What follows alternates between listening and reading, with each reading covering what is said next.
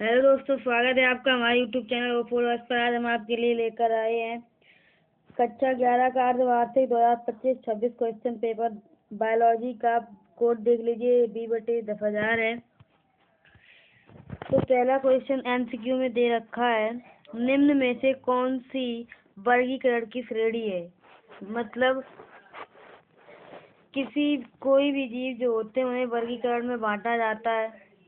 तो बहुत सारे होते हैं, जगत, संघ, गण, कुल, वर्ग।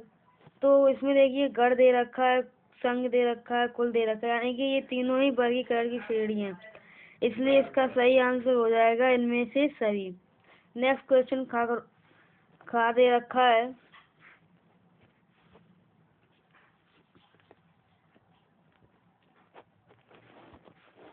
आर्किड नामक पौधा है। आर्किड नामक पौधा एक उपपरिरोही है। नेक्स्ट दे रखा है, कोशिका शब्द किसने प्रतिपादित किया। कोशिका शब्द रॉबर्ट ब्राउन ने प्रतिपादित किया। नेक्स्ट दे रखा है, वह प्रोटीन जो कार्बोहाइड्रेट को जोड़ती है। लेक्टोप्रोटीन नहीं जोड़ती है, लियोप्रोटीन नहीं जोड़ती है, धात्विक प्रोटीन नहीं जोड़ती। इसका सही आंसर हो जाएगा ग्लाइकोप्रोटीन। सेकंड नंबर क्वेश्चन का पहला दे रखा है, अनुकूलन शब्द को परिभाषित कीजिए। अनुकूलन शब्द मतलब वह प्रक्रिया जिसके द्वारा कोई जीव या व्यक्ति अपने पर्यावरण या बदलती परिस्थितियों के अनुसार खुद को ढालता है। उस क्रिया को अनुकूलन कहते हैं। इसे अडेप्टेशन भी कहते हैं। नेक्स्ट दे रखा है, भारत में सबसे बड़ा बरगद का वृक्ष कहाँ स्थित है। तो भारत में सबसे बड़ा बरगद का वृक्ष पश्चिम बंगाल के हावड़ा में आचार्य जगदीश चंद्र बोस भारतीय वनस्पति उद्यान में स्थित है। उसके बाद दे रखा है कि इन्हीं दो संयोजी ऊतकों के नाम लिखिए। संयोजी ऊतक 3 होते हैं, उपास्थि, रुधिर और अस्थि। इसमें से आप कोई भी 2 लिख सकते हैं। नेक्स्ट दे रखा है, अमीनो प्रोटीन की संरचनात्मक इकाई क्या है। प्रोटीन की संरचनात्मक इकाई होती है अमीनो एसिड। नेक्स्ट दे रखा है, जीवित जीवाश्म किसे कहते हैं। जीवित जीवाश्म उन जीवों को कहा जाता है जो लाखों सालों से पृथ्वी पर मौजूद है, लेकिन उनके रूप, रंग और संरचना में कोई खास बदलाव नहीं आया है। 3 नंबर में नेक्स्ट क्वेश्चन दे रखा है, का वायराइड क्या है। वायराइड प्रकृति के सबसे छोटे संक्रामक रोग होते हैं जो केवल नग्न एकल रज्जु गोलाकार आरएनए अणु से बने होते हैं। उसके बाद दे रखा है, लाल शैवालों में संचित भोज्य पदार्थ किस रूप में पाया जाता है। ये फ्लोरिडियन स्टार्च के रूप में पाया जाता है। आगे देख लीजिए, तीसरे के खा हो गया, यहाँ से काफी देख लीजिए। दे रखा है, ज्वाला कोशिकाओं के मुख्य कार्य लिखिए। ये क्वेश्चन आपको खुद से करना है, मैं बता दे रही हूँ। इसमें जल का आवागमन, अपशिष्ट पदार्थों का उत्सर्जन, ऐसे बहुत सारे होते हैं। ये अकशेरुकीय जीवों में पाई जाती हैं। नेक्स्ट क्वेश्चन दे रखा है, पत्र प्रकलिका किसे कहते हैं। पत्र प्रकलिका एक प्रकार की वनस्पतिक संरचना है जो कुछ पौधों में कायल जनन के लिए उपयोगी होती है। उसके बाद दे रखा है, रेखीय पेशियों के 2 कार्य लिखिए। रेखीय पेशियों के 2 कार्य है, शरीर को गति करना, मुद्रा बनाए रखना, अंगों को हिलाना है। यह सभी ऐच्छिक क्रियाओं को करने में रेखित पेशियों का हाथ होता है। नेक्स्ट क्वेश्चन 4 नंबर दे रखा है, का डीएनए और आरएनए में अंतर लिखिए। सबसे पहला हो जाएगा, डीएनए का फुल फॉर्म होता है डीऑक्सी राइबोस न्यूक्लिक अम्ल और आरएनए का फुल फॉर्म होता है राइबो न्यूक्लिक अम्ल। डीएनए केंद्रक में उपस्थित होता है, आरएनए कोशिका द्रव्य में उपस्थित होता है। डीएनए द्विकुंडलीय संरचना है और आरएनए एक कुंडलीय संरचना है। डीएनए में थाइमिन पाया जाता है और आरएनए में यूरेसिल पाया जाता है। नेक्स्ट दे रखा है, केंद्रक के कार्य लिखिए। इसमें आपको केंद्रक के कार्य लिखने हैं, बहुत सारे होते हैं। कोशिका पर नियंत्रण करना, मतलब कोशिका में जितनी भी गतिविधि होती है उन सभी पर केंद्रक का नियंत्रण होता है।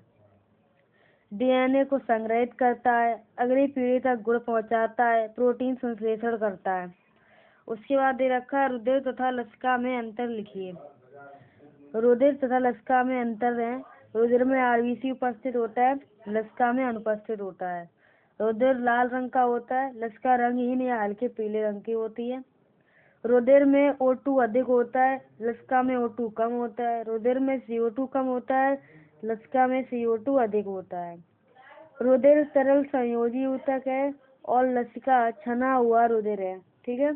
उसके बाद दे रखा है स्पेंडिक्स तथा कैटकिन पुष्पक्रम में अंतर लिखिए।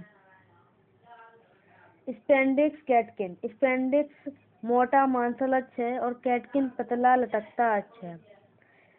स्पेंडिक्स उभयलिंगी या एकलिंगी हो सकता है, लेकिन कैटकिन एकलिंगी ही होता है। स्पेंडिक्स केवल एक बीजपत्री में उपस्थित होता है, कैटकिन पेड़ों में उपस्थित होता है, यानी कि सभी में। स्पेंडिक्स का उदाहरण हो जाएगा केला और कैटकिन का उदाहरण हो जाएगा सहतूत।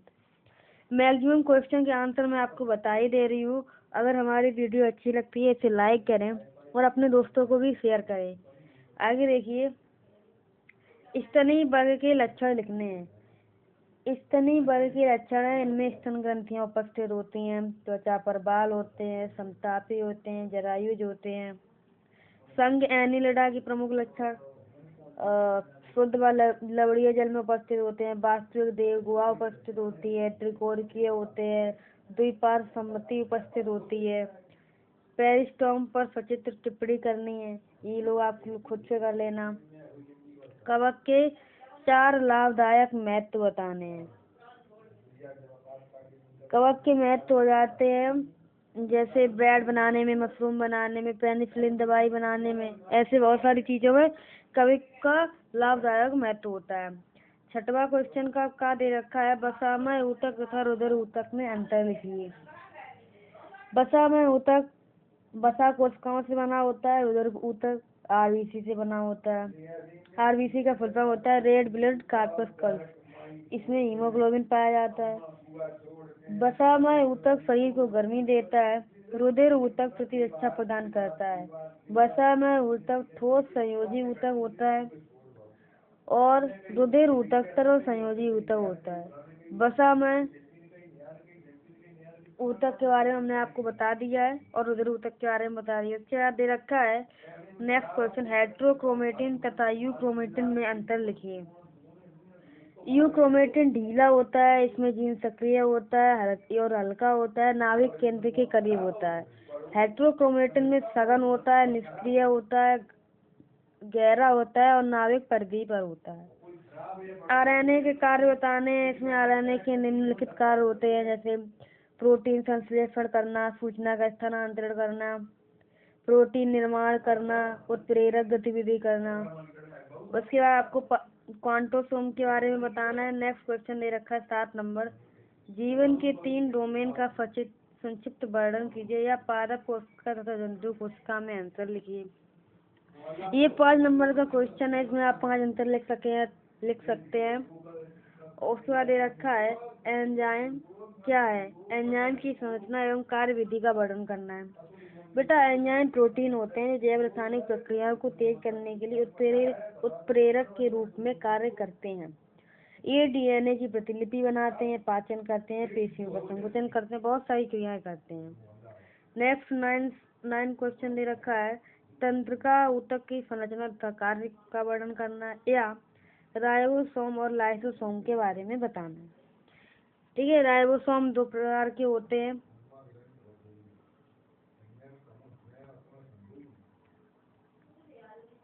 राइबोसोम 2 प्रकार के होते हैं, एक 70S प्रकार के होते हैं, एक 80S प्रकार के होते हैं। लाइसोसोम को आत्मघाती थैली भी कहते हैं। इसी के साथ वीडियो कंप्लीट होती है। अगर आपको हमारी वीडियो अच्छी लगी हो तो इसे लाइक करें, अपने दोस्तों को शेयर करें ताकि वो लोग भी वीडियो देख पाए और अच्छा एग्जाम दे पाएँ। एग्जाम के लिए ऑल द बेस्ट और हमारे चैनल को सब्सक्राइब कीजिए ऐसी सभी वीडियो को देखने के लिए। धन्यवाद।